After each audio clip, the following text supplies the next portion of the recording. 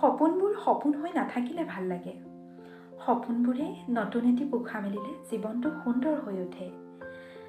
আমাৰো এটি নতুন সপোনে পোখা মেলিছে।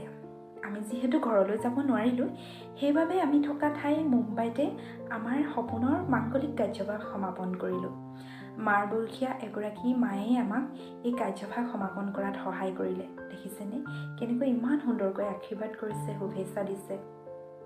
ওচৰ চুবুৰীয়া সকলোৱে মিলি আমাক আশীৰ্বাদ কৰিছে, মৰম দিছে, শুভেচ্ছা দিছে আৰু উপহাৰেৰে সকলোৱে মনটো ভৰাই তুলিছে। দিনটো এনেদৰে সকলোৰে লগত সুন্দৰকৈ উদযাপন হ'ল। আপোনালোকেও শুভেচ্ছা দিব, আশীৰ্বাদ দিব, আমাৰ সপোনটি যে সুন্দৰভাৱে ফুলি উঠে। আপোনালোকলৈ বহুত বহুত ধন্যবাদ মোৰ ভিডিঅ'বিলাকত মৰম দিয়াৰ বাবে। এনেকৈ আগলৈ মোৰ ভিডিঅ'বোৰ চাব, মৰম দিব। সকলোলৈ ধন্যবাদ।